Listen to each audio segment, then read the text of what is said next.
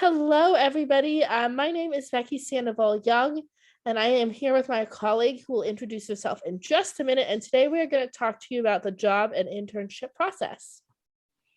Hello, everyone. My name is Shelby. I'm a career advisor here at SSU. And just like Becky said, our presentation today will be about the job and internship search. So really quickly, what we do at the Career Center here is we provide career advising, planning, and exploration.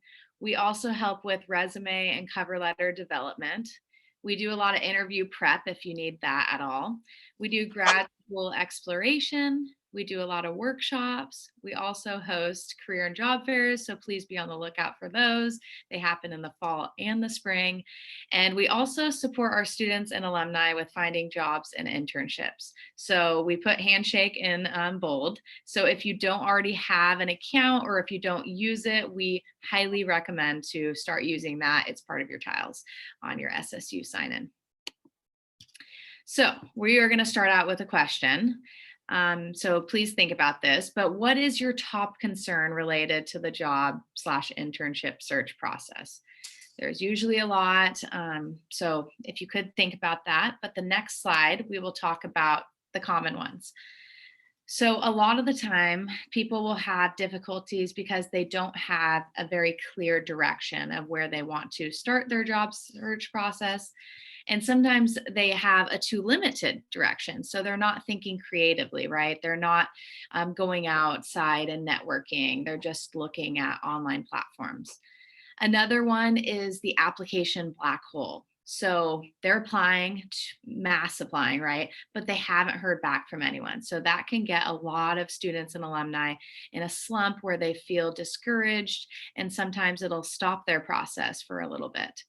Another one is not having connections. So this could be, anyone in their network. A lot of the times people will only use online tools, so they won't network in person. They won't, talk to family and friends or friends of friends. And another one is a lot of people lack confidence. So these are really, really common job search difficulties. And we understand that this process is super hard. So we are here to hopefully help with that and alleviate some of the stress. So finding your path. So Focus to Career is a tool that we use at the Career Center, and all of our students have access to it, and alumni also have access to it for a year after their graduation. So it is a tool that is a career and exploration tool, and it provides career assessments for suggested occupations and ideas based on, personality, skills, values, interests. And there's also a really, really cool option on this platform. If you scroll past the self assessments, there are areas on here where you can search what you can do with the particular major that you're majoring in. So it's really cool. It has detailed descriptions of over 1,000 jobs with labor and market information. So it'll show you, the median income for this particular job. It'll show you the skills that they're looking for. It'll show you what majors they want you to have or what degrees they're expecting you to have. So it's a really cool tool for you to just, be introduced to new jobs and industries and occupations. So please be open. Don't limit yourself. There's not always a direct path from major to career, right?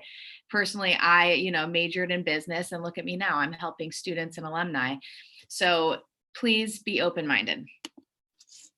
Next, we are going to talk about the typical search process, search and hiring process.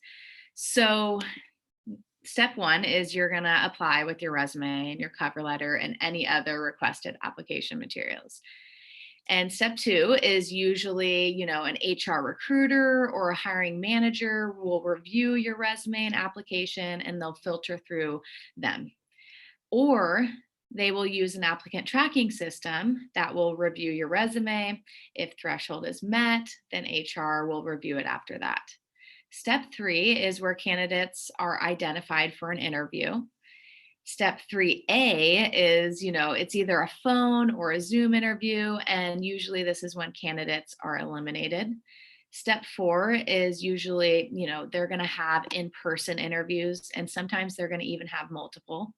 Step 5 is typically when the job offer is extended.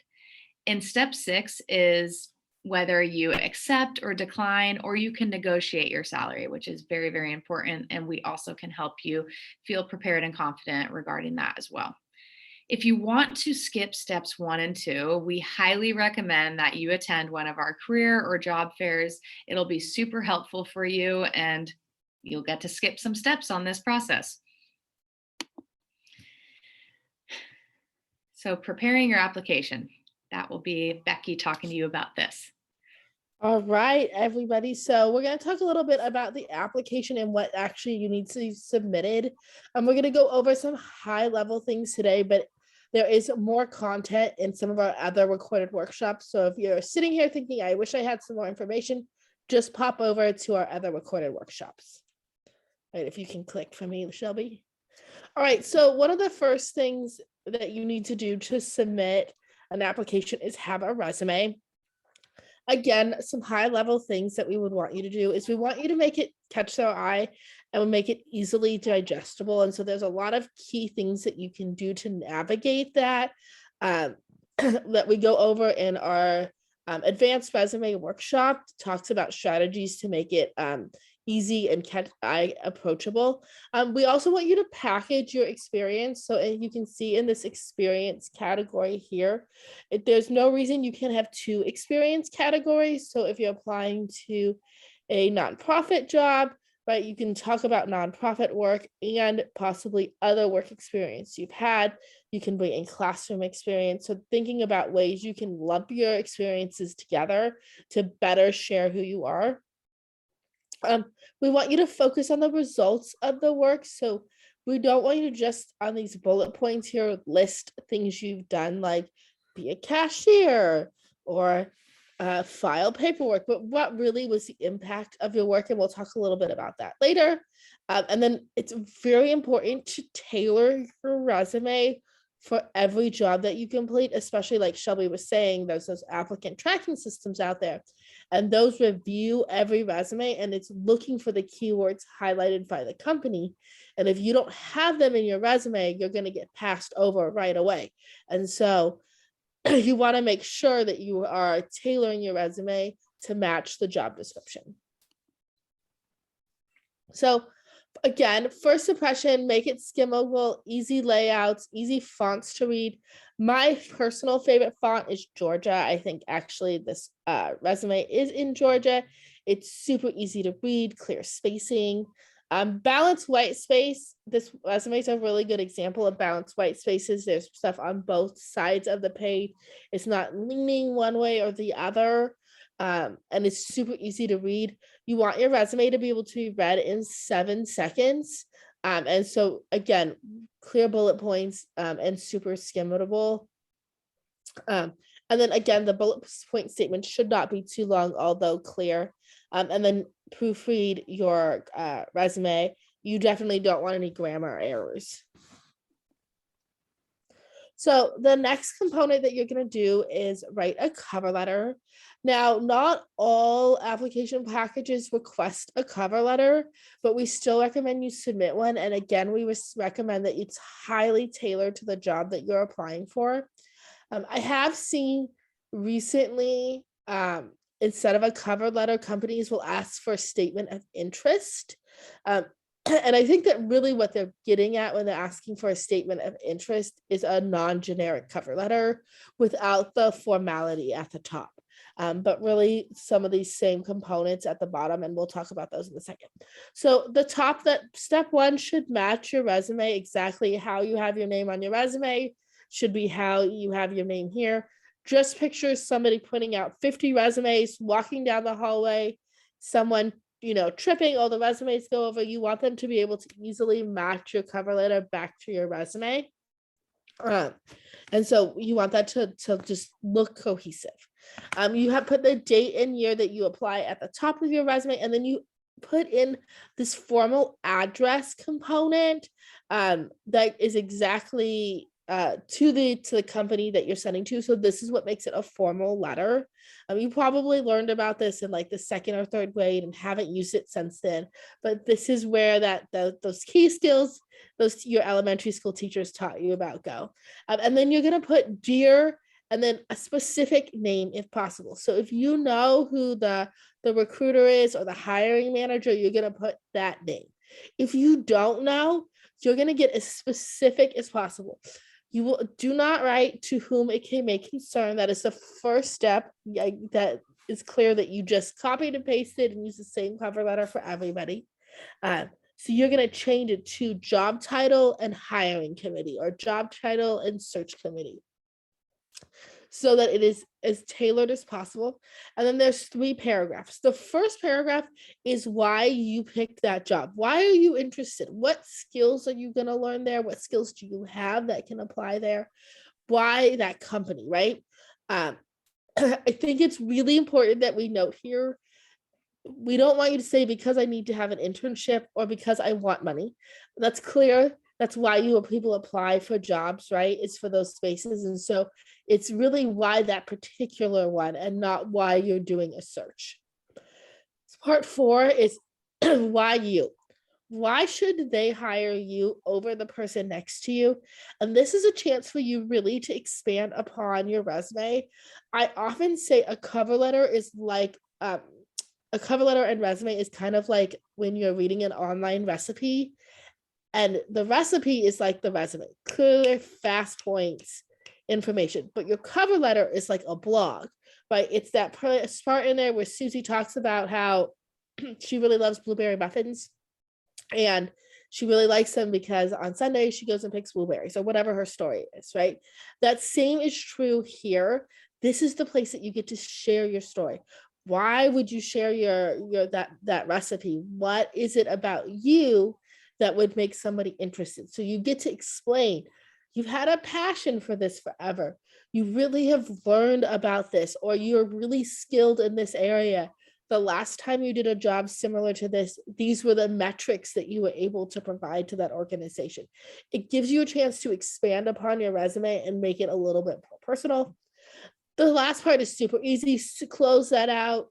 Just again, thank them and tell them that you're looking forward to working with them. I always say this is a great place to practice confidence if you're lacking confidence in the process, by just being very clear, like, I look forward to meeting with you. I'm excited to connect with you. And no recruiter have I ever talked to who said the more forward they are, didn't get them a job. In fact, if they're on the fence, that might be what gets you an opportunity, and then you sign your name. So I talked a little bit about packaging experiences before, but let's just go over that a little more. So often our college students, you guys have a lot of experiences. You've done things in class, you've done volunteer projects, you've had part-time jobs, and you've had part-time jobs that are highly relevant, right? So your last part-time job may be doing something similar to the work that you want to do, but you also, need to pay the bills. And so you may have worked at the bookstore or at a fast food restaurant or in an on-campus facility. All of those are really relevant experiences, but we may want to package them differently, right? So sometimes a resume will be just backwards chronological order with the top thing first, but you actually can break it out with different types of experience that would allow you to highlight different areas. So you could highlight, so if you've done some engineering experience in your classes, right, you could put your engineering experience first and then your part-time jobs that you've had second, right? And that way, so a recruiter who's scanning your resume, again, right, in 7 seconds, can see quickly that you've already met the goals that they need you to meet without having to dig through your resume. So we want you to focus on the result and impact of your work. And so we do that through the use of achievement statements. And so we'll show you what an achievement statement looks like next. But you're going to talk about the things that you've achieved. So not just the things that you've done, but how those things that you did impacted the organization to your for. when you're in an interview, again, you're going to want to talk about the things you were successful at, the things that you achieved. If they ask questions like, how would you do this? We want you to go back and talk about a time that you achieved that for an organization, by highlighting that outcome of the work. And so things to start thinking about in this process for both your resume and the interview process is, what impact did I make? What, if I hadn't showed up that day, wouldn't have gotten done? What place in that organization did I update and change? So in a resume and achievement statement, it has a very specific formula. We talk about an action verb, a project or task, and then the result of that. And so it looks like this: coordinated 3 fundraising events for local shelters. Most students in here, and so I do actually a ton of fundraising in my personal life and outside of school. And my assumption would be, if you coordinated 3 fundraising events for local shelters, that you did like 3 dine and donates, which is a huge deal, right? I would not assume as a recruiter that it raised more than $8,000 and greatly improved community awareness, right?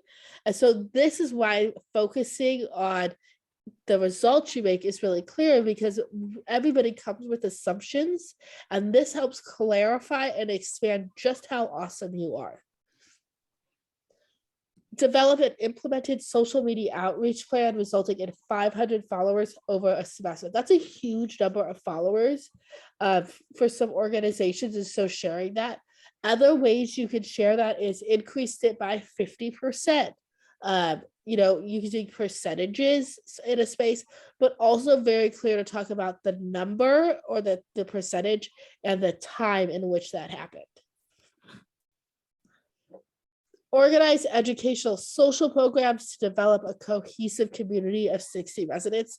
So sometimes, right, our achievement statements don't necessarily talk about these raised $8,000 or resulted in 50 new followers. It really helps us understand the value of your work, right? And so this one is, I would say, a value component. You understanding the work you've done and understanding that these programs develop cohesive community of 60 residents.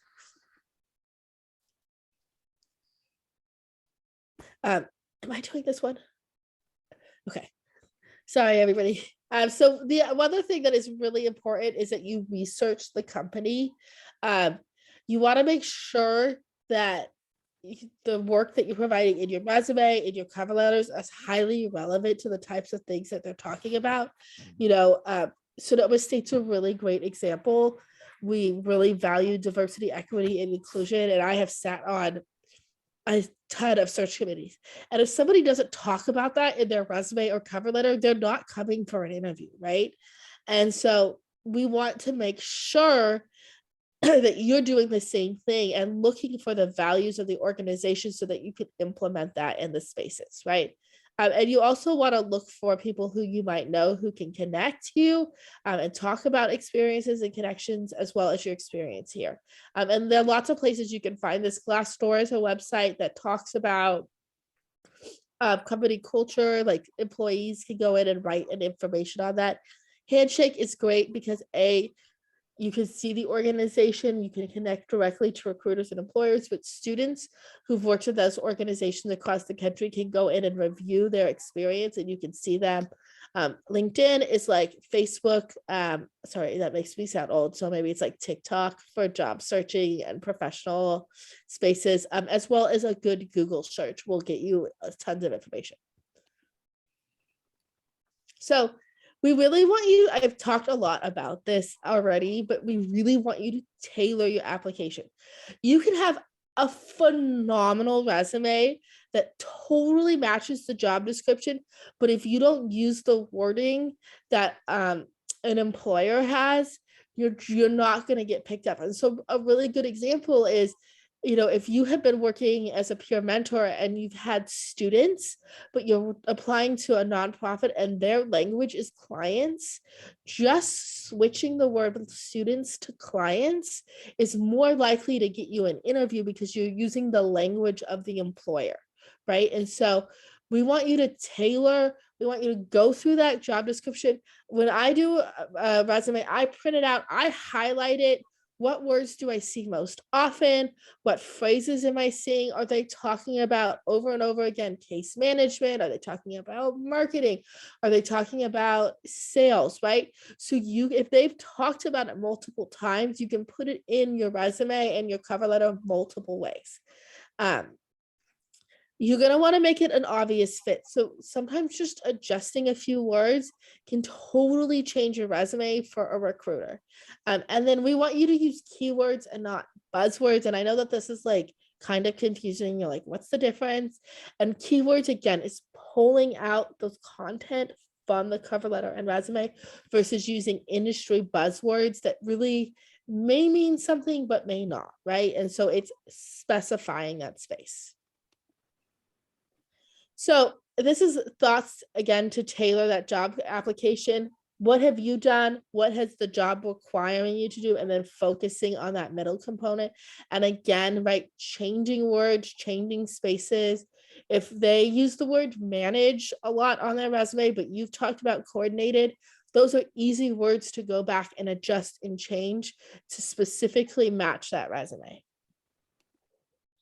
Okay, so I'm going to keep talking. I apologize, but I'm almost done. And then Shelby will get to talk in just a minute. So employers are looking, there's all this research done by the National Association for Colleges Employers. And this is a group of people who get together and determine what skills college students have and what skills employers want. And this is what they are. So because I know someone sitting here watching this, well, I haven't done anything related. You absolutely have. And so these are the skills you want to portray in your resume, in your cover letter. Critical thinking and problem solving. Problem solving, in all honesty, is the reason that jobs exist. A problem exists, so a job exists. Even if we break it down to McDonald's, someone has to be the fry maker because somebody wants fries, right? That's a problem that McDonald's has, and they have a person there to solve it, right? And so every job you have is because a problem exists. Shelby has a job because students need jobs and careers, and they don't know how to do that. And so the university has hired Shelby to help you through that process, right? So every job exists. So thinking about how you've solved problems and navigated them and being able to share that in cover letters and resumes, even if it's on a class project, right?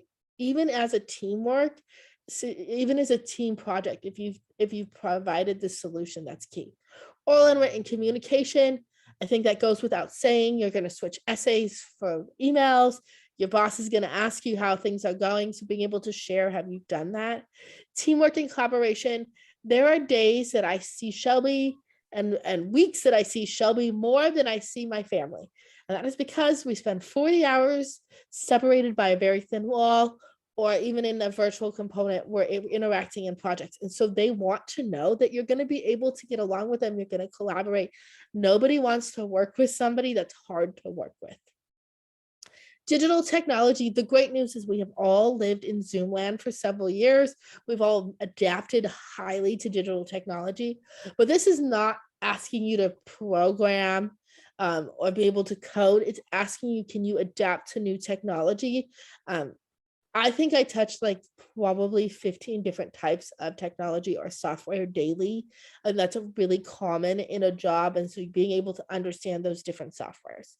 Leadership, they want you to be able to lead a be a leader in your organization. And that does not mean the person leading the meeting.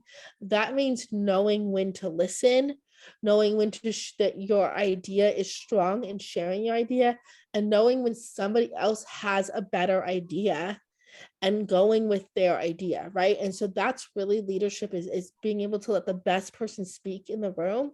And so where have you done that? Professionalism and work ethic. This is really about how you show up at work. You know, do you show up in a way that is, you're ready to be there, you're making a positive impact on the company, right? And so we really want you to be able to think about the places that you've done that and be able to share that. Career and self-development. This one's great. This is how have you navigated your choices? What choices have you made to be able to become better at the work that you've done, right? So if you've chosen to take a social media class because you know you really want to be in social media, right? All of those things build to career and self-development. Equity and inclusion, I think, pretty much goes without saying right now, is really important in all organizations. There's a huge awareness on diversifying our services and being more available, and being able to understand that we don't all use services at the same level or in the same way. And so being able to talk about that and being able to interact with people who are different than you. Awesome information, Becky. So I am going to be talking about search tools and tips. So there's a variety of tools that we hope you think about using. So we're going to start with the online tools. Like Becky was talking about, Handshake is awesome. LinkedIn, Indeed is another great one that you can search for jobs and look at income, all that stuff. Glassdoor is great, Idealist, and USA Jobs. But there's also in-person networking tools that we really want you to also take advantage of. So if you're a student, attend our career fairs, attend our part-time job fairs. Also, try your best to attend networking events. A lot of departments will have events for students to, attend to get more information about industries. There's also networking events outside of the school. Join LinkedIn, join a professional group that, might be what you're interested in, and attend those events, because this is how you're going to make connections, and networking is key for your job search process. Also, think creatively. Who do you know? It could be your friend's cousin's friend, right? That is in the job that you are really hoping to get into. So can you ask, your friend's cousin's friend for their number or email so that you can pick their brain? Maybe take them out for a coffee. You never know who could be in your life at this moment that could be helpful for you. Also, alumni, right? Try to get in touch with SSU alumni. Alumni really want to help our students be successful, right? So go on LinkedIn, go on Handshake, reach out. Everyone really appreciates people reaching out and asking questions and trying to get involved. Also, talk with your family and friends. You never know what connections they might have.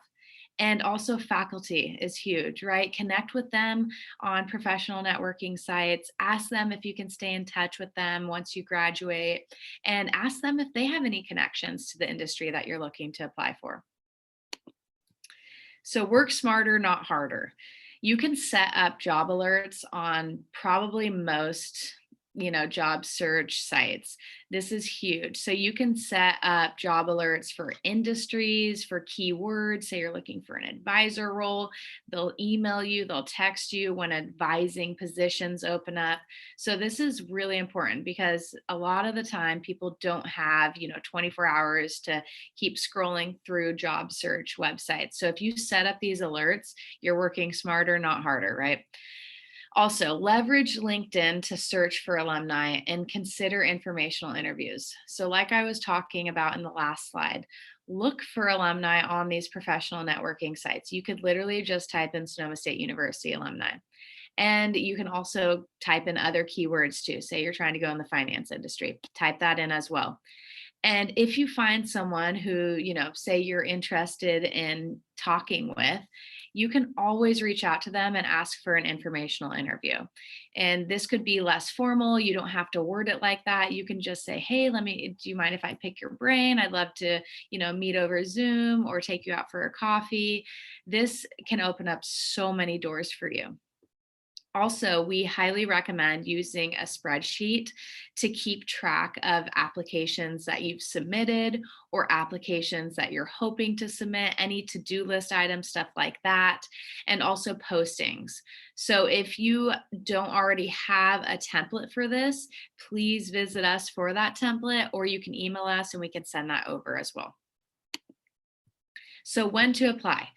So there's a few statistics about when's the best time to apply. So this is going to be helpful for you to increase your chances of getting to that next step, which is the interview. So applying on Mondays is you have a 46% chance of getting an interview more than applying on the weekends or Fridays. This is definitely important for you to consider. So time management is key. Next, applying within the first 96 hours of the post. That is a 65% chance of helping you get to the next level. Another recommendation is for you to apply by 10 a.m. So anytime between 6 a.m. and 10 a.m. And the single worst time to apply is after work. This is because a lot of people wait till after work to submit their applications. So your application could potentially get mixed up, or, there's just a ton of applications that they're going to look through and they might just lose track of yours. So apply even if you don't meet 100% of the requirements. This is really, really important for a lot of you to hear, because please don't get discouraged if you don't have 5 years of experience, right? If you have all the other qualifications that they're looking for, all the skills, they are going to not think about that 5 year experience. They will think about you as a potential, employee and how you're going to fit in. So chances of an interview don't increase after 60%. We also highly, highly suggest that you practice once you get an interview. You are 4 times more likely to get a job if you practice the interview beforehand. So we help with interview preparation. We also have a ton of materials for you to look over that could be really helpful for your interview preparation as well. So please talk with us or schedule an appointment. Next, following up. So here is an example follow-up. Say you submitted an application, you haven't heard back, you can always follow up, and we highly recommend that you do follow up. So, this is just an example of, Sammy Seawolf. I recently submitted my application for your Seawolf ambassador position. I wanted to thank you for taking the time to review my application. I was hoping to check to see where I am in the process. I'm excited about the possibility about working for the Lobos team. So really, short and sweet, to the point, like, hey, where am I at? Thank you for your time, all that good stuff. If you don't feel comfortable creating a follow-up message like this, please visit us, email us, we can help you with that. And know that, Really quick. yes. So actually there is a site called Mango, and it's on our website that you can link, that we've linked you to, that helps you build professional paragraphs like that. It can help you build networking paragraphs. It can help you build all sorts of things. So it's on our website. It's called Mango. Some tech genius, no one will tell us who, from Mango, built this as a free website because he was frustrated that students couldn't, I guess he or she couldn't write professional paragraphs. And so you can always come to us, but we have this really cool site on our website too that'll help you with that.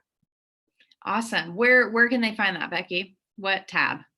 I don't know what tab, but it is on our website. And if you Google for sure Mango like writing tool, it'll pop up too. Awesome. Wow, that's great. Okay.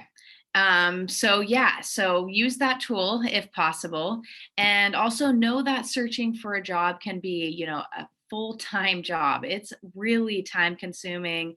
So please try not to get discouraged. It will take a lot of time, and hopefully, being organized and, really prepared for your applications will help with that time commitment. It's really important to also stay optimistic. Try your best to reflect through this process and take breaks and time away. Take what mental health break you need. It's important for you to focus on your health, your physical and your mental health during this time. Also, when you don't get the job, try your best to understand that it's not personal, and also try to focus on the fit of the job. Was it even the right job for you, or were you just applying because it's in the same industry? Was the company, a good fit for you or a good match? So really, really try your best to try not to take things too personally. And also try not to get discouraged. So keep applying. You might submit 10 applications for one position at one company, and that 11th one is going to get you that interview and that job. So you never know what's around the corner. So always try and keep an open mind and open to potential possibilities. And please visit us for support. We are here to help with you. Here is how you can find us. So you can definitely schedule an appointment via your Lobo Connect. You can also explore the Career Center Toolkit and Canvas. If you don't have access to that, you can always email us and we can look into that for you. Like we talked about earlier, try your best to utilize Focus to Career. It's an awesome career exploration tool. Also, please sign up for the Sonoma State Network. This is a great mentoring professional network platform that we just started implementing onto campus. And for our alumni, it's a fantastic way to get informational interviews, learn about certain industries.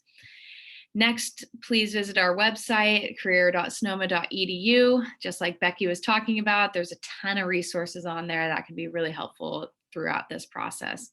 And if you have any questions, you can always email the Career Center at sonoma.edu, or you can go and look for our information on the Career Center website to look for if you need to ask us any questions. Okay, thank you so much. It was a pleasure. We'll see you soon.